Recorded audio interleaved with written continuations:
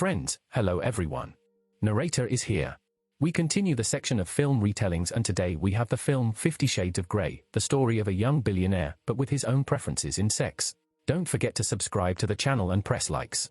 Enjoy watching. The film begins with a brief introduction to the film's characters, Christian Grey, a young and single billionaire, and Anastasia Still, a student of the Faculty of Literature. Her friend, Kate, is sick and has to help her out. She travels to Seattle to Mr. Grey's office to interview him instead of her friend. When she enters his office, she stumbles and falls right at the entrance.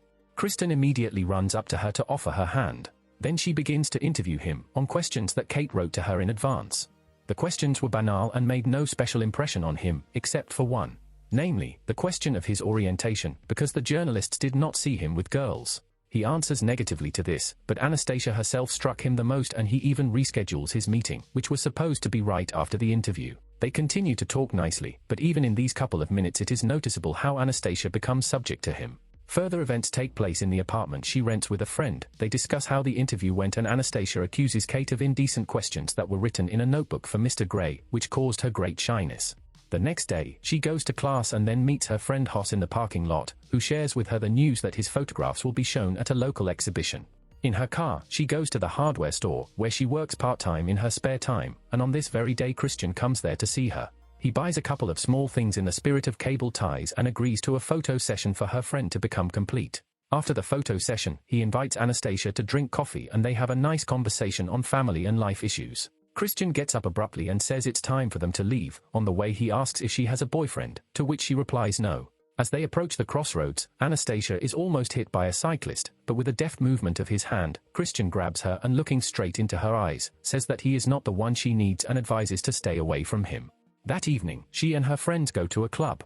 Anastasia is already drunk and starts calling Christian to hear his voice. He understands by her voice that she is drunk and tells her that he will come for her soon. On the street, Hoss comes up to her and confesses his feelings and insistently asks for one kiss, but at the last moment Christian appears and pushes him away, and Anastasia becomes ill because of the drunk. He takes her to his hotel room and in the morning tries to explain to her that he is not a romantic and it is unlikely that they will succeed together. She changes clothes and Christian sees her off, but in the elevator, real passion flares up and they passionately kiss. When they enter Anastasia's house, they see that Kate and Christian's stepbrother Elliot are frolicking on the bed. On the same day, after work, Christian's security guard meets her and takes her to the helipad, where they begin to fly over Seattle.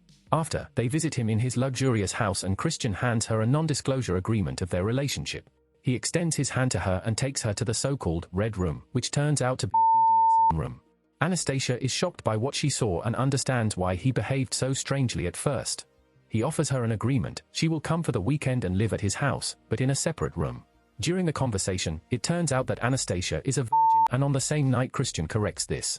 The next day they spend all the time together and Christian ties her hands with a tie, but at the most inopportune moment his mother comes and Christian introduces them, and in return Anastasia receives an invitation to their family dinner. After, she communicates with Christian about the contract and the Red Room. He promises to be faithful to her, but without romance. Then they go by car to Anastasia's house. Christian stops and invites her to take a walk in the woods while answering her questions. Kristen became like this because of a friend of his mother, who seduced him at the age of 15. He was her submissive for 6 years and years later, he himself was addicted to it, but on the other side. That same evening, she reads the terms of the contract and in the correspondence learns from Christine some points of the contract. She goes to his office and discusses it with him live, but does not sign it. Christian also makes concessions and is ready to set aside one day for a date at the cinema or a restaurant. The next day, Anastasia has her graduation ceremony, where Christian, as an invited guest, gives a speech. At the banquet after the presentation, Christian meets her stepfather and they communicate, then they get into the car and go to her house. Over a bottle of wine and a sweet conversation, Christian gives her a car, to which she reacts not very joyfully, saying that it has already crossed all boundaries. Christian is not happy with her reaction and spanks her for it. After that, he leaves for his place, and Anastasia communicates with her mother on the phone, saying that she is confused in her relationship with Christian. The next day, she goes to his house and he invites her to go to the Red Room, despite the fact that the contract has not yet been signed. He undresses her and ties her hair.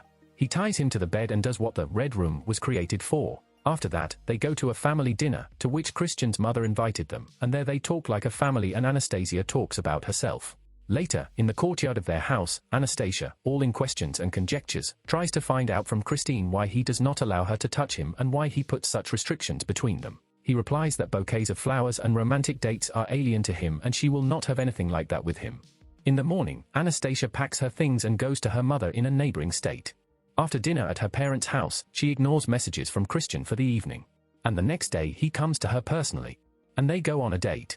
Christian knows how to fly a plane and uses it to impress Anastasia even more. What actually comes out of it? But urgent work matters force them to cut the date short and fly home to Seattle. Anastasia, the next day, flies to him and he offers to go with her again in the red room. The situation repeats itself, he uses the red room above Anastasia to the maximum. Afterwards, he plays the piano in the living room and she keeps trying to figure out why Christian enjoys hurting girls so much. He furiously replies that he cannot do otherwise, that these are his 50 shades. To which Anastasia asks to experience the very peak that he is capable of performing. He slaps her hard with a whip 6 times. It becomes hard for her to hide her tears and she abruptly stands up and pushes him away from her and walks away from him, taking his things, and Christian is left alone.